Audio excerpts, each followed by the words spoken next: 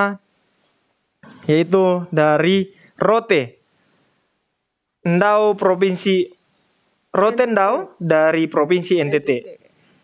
Edi Besi. Shalom Bapak Pendeta Sabuin. Saya mau bertanya, berdasarkan Ibrani 6 ayat 4 sampai 6, Ibrani 9 ayat 26 sampai 28, Ibrani 10 ayat 10, Yeremia 2 ayat 22, Yeremia 5 ayat 25, apakah kita manusia angkatan sekarang yang dosanya sudah menumpuk masih memperoleh keampunan dari Tuhan atau tidak? Mohon penjelasannya Pendeta. Terima kasih. Saya baca Pendeta, ayat-ayat yang menjadi rujukan ada dari dua kitab yaitu Ibrani dan Yeremia. Ibrani 6 ayat 4.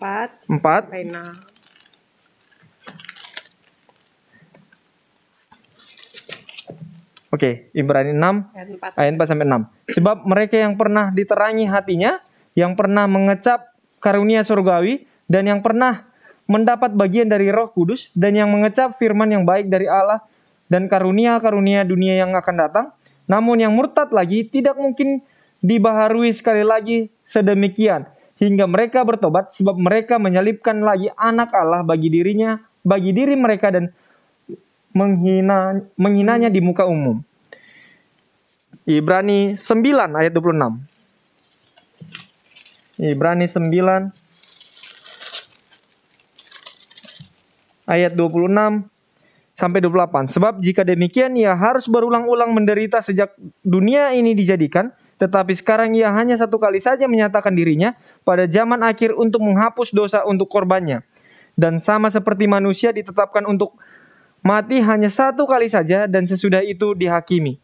Demikian pula Kristus hanya satu kali saja mengorbankan dirinya untuk menanggung dosa banyak orang. Sesudah itu ia akan menyatakan dirinya sekali lagi tanpa menanggung dosa untuk menganugerahkan keselamatan kepada mereka yang menanti Dia. Ibrani 10 ayat 10. Dan karena kehendaknya inilah kita telah dikuduskan satu kali untuk selama-lamanya oleh persembahan tubuh Yesus Kristus. Yeremia 2 ayat 22 berkata,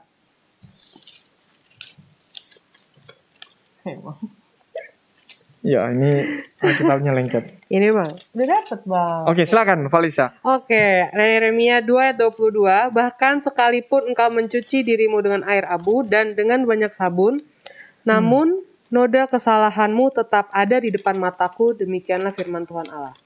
Terus terakhir Yeremia 5 ayat 25. Kesalahanmu menghalangi semuanya ini dan dosamu menghambat yang baik daripadamu. Itu dia ayat-ayat yang menjadi rujukan dari Edi Besi. Silakan Pendeta. Terima kasih untuk pertanyaannya. Selamat malam Saudara Edi Besi dari Rotendao, Provinsi Nusa Tenggara Timur. Saya mau angkat dulu ayat-ayat yang dari kitab Ibrani. Tadi ada Ibrani 9 ayat 26 sampai 28. Lalu ada juga Ibrani pasal yang ke-10 ayat yang ke-10. Di Ibrani 9 ayat yang ke-26 sampai 28 menyatakan bahwa Yesus hanya satu kali saja menyatakan dirinya pada zaman akhir untuk menghapuskan dosa oleh korbannya. Lalu kemudian ayat yang ke-27, sama seperti manusia ditetapkan untuk mati hanya satu kali saja, dan sesudah itu dihakimi, demikian pula Kristus hanya satu kali saja mengorbankan dirinya untuk menanggung dosa banyak orang. Sesudah itu ia akan menyatakan dirinya sekali lagi tanpa menanggung dosa. Ada dua kali kata satu kali, ya. Jadi Tuhan Yesus hanya satu kali menyatakan dirinya untuk menghapuskan dosa oleh korbannya. Artinya apa? Artinya pengorbanan yang dilakukan oleh Tuhan Yesus itu sempurna. Dia tidak perlu mengorbankan dirinya dua kali. Kalau di zaman Perjanjian Lama, di sana pada waktu Tuhan Yesus masih belum mati di atas kayu salib sebagai korban yang sejati, yang sesungguhnya, orang mempersembahkan korban bisa setiap hari atau berulang-ulang Mengapa? Karena korbannya itu tidak sempurna. Dan semua korban yang mereka persembahkan itu adalah untuk melambangkan Yesus. Mereka melihat dengan iman ke depan kepada Yesus yang akan datang dan mati sebagai anak domba Allah di atas kayu salib. Waktu Tuhan Yesus mati di atas kayu salib, pengorbanannya itu sempurna. Cukup satu kali ia mati di atas kayu salib. Lalu ayat 28 mengatakan ia akan sekali lagi atau yang kedua kalinya menyatakan dirinya, tapi kali itu bukan lagi untuk menanggung dosa, tetapi untuk menganugerahkan keselamatan bagi mereka yang menantikan dia. Itulah kedatangan Tuhan Yesus yang kedua kali, yang sedang kita nantikan. Demikian juga di Ibrani 10 ayat 10 mengatakan, dan karena kehendaknya inilah kita telah dikuduskan satu kali untuk selama-lamanya oleh persembahan tubuh Yesus Kristus. Persembahan tubuh Yesus Kristus dilakukan cukup satu kali. Ya, kalau kita berdosa, Yesus tidak perlu mati lagi. Dia sudah cukup mati satu kali di atas kayu salib, dan kita mempunyai pengantara, kita mempunyai juru selamat, yaitu Yesus Kristus. Kalau kita percaya kepadanya, ada ayat yang mengatakan di dalam 1 Yohanes 1 ayat yang ke-9, jika kita mengakui dosa kita, maka Allah adalah setia dan adil dan dia akan mengampuni dosa-dosa kita. Mengapa? Karena pengorbanan Tuhan Yesus di atas kayu salib yang satu kali saja itu adalah sempurna adanya. Lalu kemudian ada juga ayat-ayat yang mengatakan dalam kitab Ibrani pasal yang ke-6, sudah pernah juga kita membahas akan ayat ini. Ibrani 6 ayat 4 sampai ayat yang ke-6, mereka yang pernah diterangi hatinya atau yang sudah diterangi hatinya, lalu kemudian sudah mengecap karunia surgawi, dan yang pernah mendapat bahagian dalam Roh Kudus. Ayat 5, yang mengecap firman yang baik dari Allah. Lalu kemudian ayat yang ke-6, namun yang murtad lagi tidak mungkin dibaharui sekali lagi sedemikian sehingga mereka bertobat, sebab mereka menyalibkan lagi anak Allah bagi diri mereka sendiri. Apa yang dimaksudkan di sini? Dengan kejahatan mereka, sekalipun mereka sudah pernah diterangi hatinya, sudah mengecap karunia surgawi, sudah mengecap firman Allah itu, sudah mengetahui kebenaran, itu sudah mereka alami. Tetapi dalam ayat yang ke-6, pembacaan menurut tata bahasanya adalah yang terus-menerus menyalibkan anak Allah bagi diri mereka dan menghinanya terus-menerus di muka umum. Jadi artinya mereka menolak Yesus Kristus. Kematian Yesus Kristus tidak ada artinya bagi mereka. Terus-menerus mereka menolak Allah. Jadi kalau mereka tidak menolak, maksud saya kalau mereka tidak menerima Yesus, kalau mereka terus-menerus menolak Yesus dan mereka menghina Tuhan Yesus, sekalipun mereka mengetahui kebenaran, sekalipun mereka sudah pernah mengecap segala berkat dan kebaikan Tuhan, maka mereka tidak akan mendapatkan keselamatan. Mereka tidak mungkin diperbaharui lagi. Mengapa? Karena mereka masih terus-menerus menghina Tuhan, masih terus-menerus menolak Tuhan.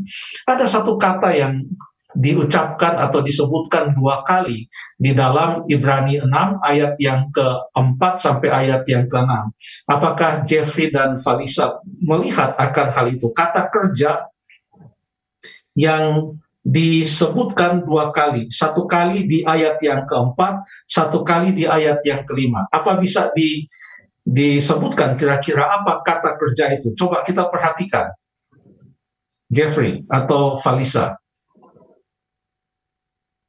Sudah pernah titik-titik-titik, lalu ayat 5, dan yang titik-titik, kata yang sama, kata kerja yang sama. Mengecap. Bagaimana Falisa? Mengecap, pendeta. Mengecap. Ya. Mengecap itu kan merasakan, taste, menggunakan indera perasa, mengecap.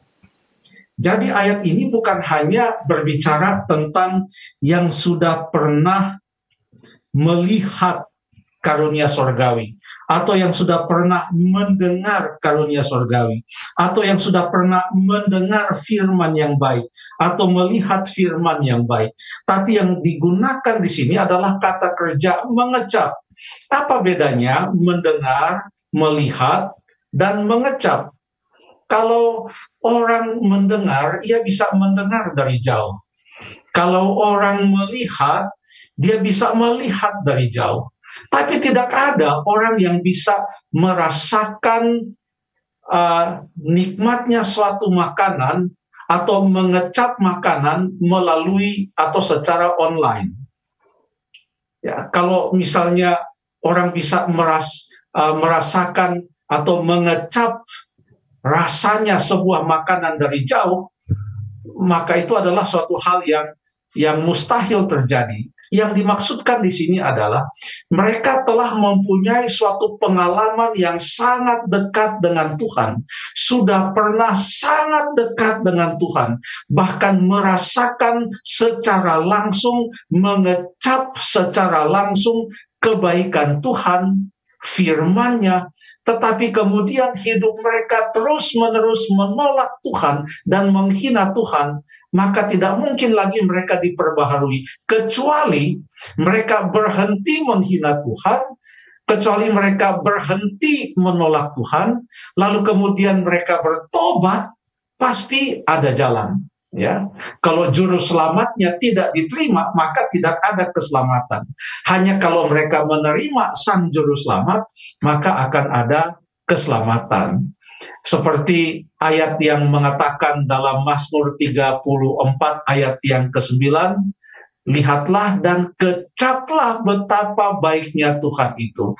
Banyak di antara kita yang sudah merasakan mengecap kebaikan Tuhan. Dan biarlah pengalaman yang dekat dengan Tuhan itu akan membuat kita semakin mengasihi Tuhan dan semakin setia kepada Tuhan. Dan jangan pernah terpikir untuk menolak Dia atau menghina Dia. Karena hanya Tuhan Yesuslah menurut Alkitab satu-satunya jalan keselamatan. Kalau untuk Yeremia 2 ayat 22, Yeremia 5 ayat yang ke-25, saya anjurkan kepada saudara Edi Besi untuk membaca satu pasal itu Yeremia pasal yang kedua, lalu satu pasal Yeremia pasal yang kelima, maka akan ditemukan di sana mengapa tidak mungkin mereka bisa membersihkan dosa mereka, karena memang mereka tidak mau. Karena mereka tidak mau untuk membersihkan dosa mereka, mereka tidak mau untuk menerima Tuhan, maka sekalipun mereka berusaha sendiri untuk membasuh mereka punya dosa itu, diistilahkan dengan sabun, tidak mungkin. Padahal di ayat yang lain, contohnya di Yesaya pasal 1 ayat yang ke-18. Yesaya pasal 1 ayat yang ke-18 mengatakan, sekalipun dosamu merah seperti kermisi, akan menjadi putih seperti salju, sekalipun berwarna merah seperti kain kesumba, akan menjadi putih seperti bulu domba. Jikalau kamu menurut dan mau mendengar, maka kamu akan memakan hasil yang baik dari negeri ini. Tetapi jikalau kamu melawan dan memberontak, maka kamu akan dimakan dengan pedang. Jadi ada gambaran di sini, kalau kita mau datang kepada Tuhan, mengakui dosa kita, kita akan mendapatkan keselamatan. Sehebat, semerah kermizi atau hitam apapun dosa kita, Tuhan akan membuat itu putih seperti bulu domba. Darah Yesus itu sanggup untuk menghapuskan dosa-dosa kita, memberikan kesempatan yang baru untuk hidup di dalam Tuhan. Terima kasih.